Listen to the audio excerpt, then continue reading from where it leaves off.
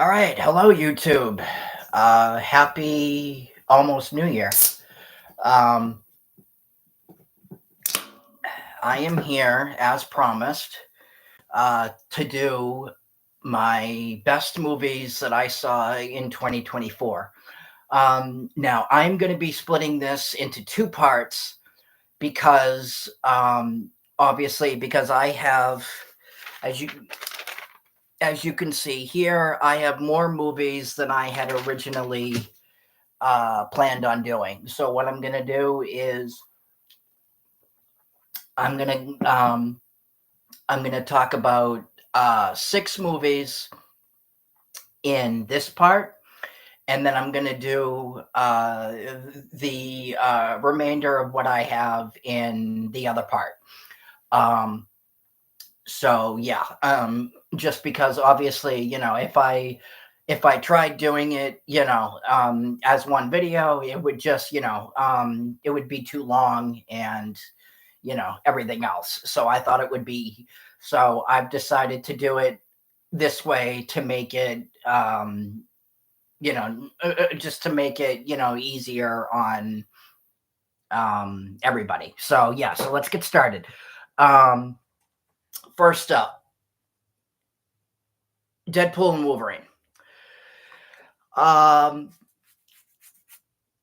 I've talked about this to death here on the channel, but this movie only turned out, the way it did, because of Ryan Reynolds, because Ryan Reynolds, fought like hell to get total creative freedom over uh, you know, with the movie. I guarantee you, if Kevin Feige had his way, this movie would have turned out, uh, this movie would have turned out a lot different, and it would have sucked. Because we've all seen, what that moron can do. Um, we've all seen, how much damage, he's, or just how much damage he's doing right now. But anyway, yeah, I'm not here to talk about that. um Deadpool and Wolverine. One of the what really made this movie is Ryan Reynolds and Hugh Jackman's bromance in real life. And their incredible ability to bring that to the big screen and make something just so beloved and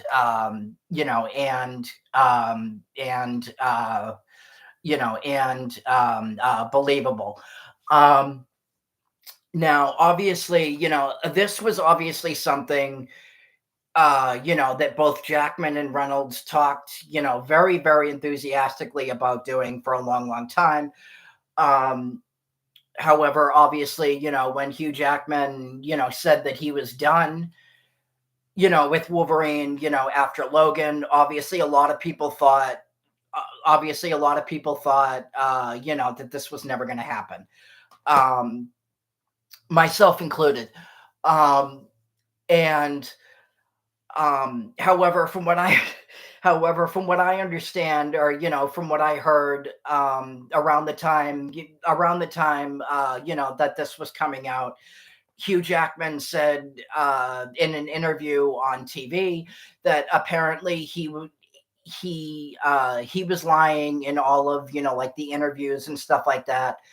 Um, you know, uh, back when he was promoting Logan, or he was basically lying, to everybody, saying that he was done. Apparently what really convinced him, not to leave the role was the first Deadpool movie. He saw that and was like, oh my god, I can't. He was like, oh my god, I can't. I can't give this up. and um and and just their dynamic, and and their bromance, as well as obviously both of their and obviously both of their incredible acting abilities. Just literally I just literally made this movie, because come on, nobody watches Deadpool for the plot. They watch it because they watch it you know they watch it because it's Deadpool. They watch it so Deadpool can be Deadpool. And at the end of the day, that's really where the success of these movies comes from. But yeah, no, this was undoubtedly one of the best movies that came out this year, and undoubtedly, hands down, the best comic book movie to come out this year. And I know that's not saying a lot, because, well, I'm I know that's not really saying much, in a sense, because there were so many comic book movies that came out this year that absolutely sucked. But yeah, no, this was definitely one of the best movies to come out this year. Um, Next up, we have Late Night with the Devil. Now, this is a movie. This movie is about a 70s. The movie is set in the 1970s, and you have a late night talk show host by the name of Jack Delroy, whose ratings whose ratings start to plummet after his wife's death. And he is seeking he really wants to be like number one in ratings. That is like his goal, basically. And I'm not gonna and David, I'm not going to even try pronouncing his last name, because I'm just going to butcher it. But he is a very, very, very good actor. And his performance in this is spectacular. But basically, um, you have a TV, talk show host that is just very, very desperate to become, number one in ratings. And events, his desperation, and his desperation, to be number one, and his fortune, really takes a turn when he gets a very, very special guest star on his show. Um, on his show, and plans for a Halloween unlike any other. Um, he plans a Halloween special unlike any other, and shit really hits the fan when his guest, when his special guest comes to, on his show. And if you've seen the movie, you obviously know how incredibly messed up the ending is. If you haven't seen it, guess what? I'm not going to spoil it. But yeah, no, this very, very, very good, very, very, very well done. And definitely, definitely, one of the highlights of the year. So next up, we have, oh yeah, this movie. Oh my God, yeah, Strange Darling. Um, Now, this movie is, um, This is a movie that I wanted to see in the theater. However, I wasn't able to catch it in theaters, so I had to wait for it to come to DVD. Um, but um, this movie's plot takes place across 6 chapters, told in a very Pulp Fiction order. And what I mean by that is um, the events of this movie, take place, like out of order. Um, so you have these 2 characters that meet for a one night stand. However, shit really starts to take a turn when one of them finds out that the other is a serial killer. Um, and the movie very much turns into a very, very deadly game of cat and mouse. And this killer goes on, like a vicious, like murder spree. Um, and yeah, no, the tension and the suspense, um, that this movie brings, it's literally with you. And it's just, it's literally with you up until the very end of the movie, because this you never you just, you never know. You're never gonna guess. You're never gonna guess. You're never gonna guess where this movie's gonna go. Um, you have no idea. What's gonna happen next. Um, like what kind of twists and turns that the plot's gonna um do and stuff like that. Yeah, no, this movie is a friggin' masterpiece. If there's anyone here, who's watching this that hasn't seen it, fix yourself and go watch it, because this is one of the best movies that came out this year. Um, Next up, we have Furiosa, a Mad Max saga. Now, I am a huge fan of the Mad Max movies. I loved Fury Road. Mad Max: The Road Warrior is obviously considered one of the best action movies of all time. Um, this movie, the best way I can sum this movie up is it is basically Kill Bill Volume 2. Um, what I mean by that is, how Kill Bill Volume 1 was very uh like action focused. It was just constantly, like boom, boom, boom, boom, and just, like one action scene after another.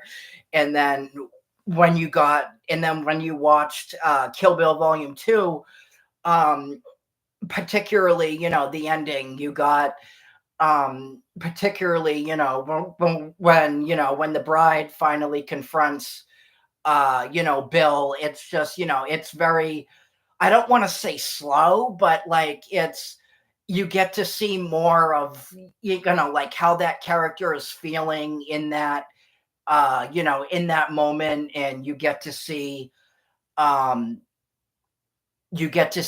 like their reactions more. And really, there's a little bit more feeling behind it. That is basically what Furiosa is. um Obviously, it's a prequel to, Fury Road. um this movie um this movie explains, you know this movie explains, how she ended up. This movie, explains, um how we got to, how Furiosa got to where she was in Fury Road. Um, so, for example, like how she lost her arm is obviously answered. Um, it is her. This is Furiosa's backstory, and it is very much, like Kill Bill, it is a revenge, driven, story. Um, and yeah, no, this movie was fantastic. This movie was fantastic, and it is very, very, very, very much worth watching. And it is definitely one of the best movies that came out this year. Um, and that brings us to my next one, Alien Romulus. Um, Now this is from Fede Alvarez, who did the Evil Dead remake and Don't Breathe. Um, this, I guess you could really call, is a return to form for the series. Ridley Scott is back as producer. Um, Ridley Scott is back as producer, and he and I really feel like he really helped. He really helped get. Uh, he really helped get this movie back to where back to where the fans wanted it to be. Um, because obviously, I know a lot of people really consider um, Alien 3 and Alien Resurrections to be some of the worst ones in the franchise.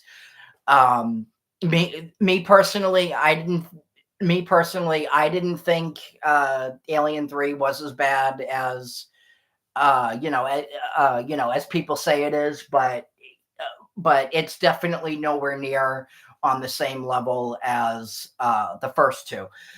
This, I believe, takes place in between Alien and Aliens, and um, much like Alien and Aliens, you have a very, very strong female lead. You really in this you have a female lead that you are very, very much rooting for. Um, in this movie, and I think female leads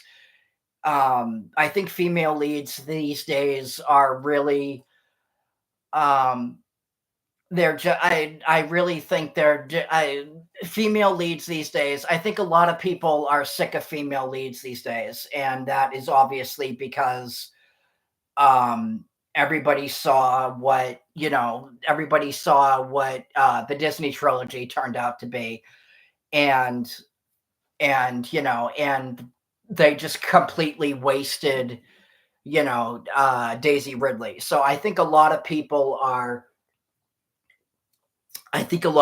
are just about done with female leads, but I am very happy to say that that is not the case in Alien Romulus. I don't remember the main character's name, but however, her performance in this movie is spectacular.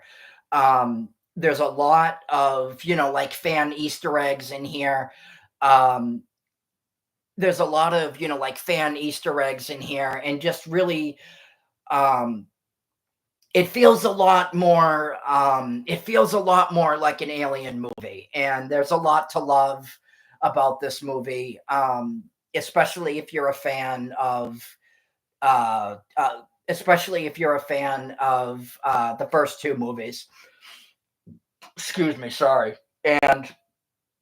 Um, and I remember I saw this in the theater shortly after it came out, and I remember leaving the theater and going, "Oh my god, that was incredible!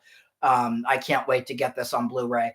But yeah, no, this movie was definitely one of my favorite movies of 2024. And um, if you haven't seen this, watch it. I'm telling you, just watch it. It is awesome. Um, and then um, my final movie for part one is Speak No Evil from Blumhouse. Now this is actually a remake of excuse me of this is actually a remake of the Danish movie Speak No Evil. Yes, yes, there is an original Speak No Evil that came out in 2022, and it is a Danish movie.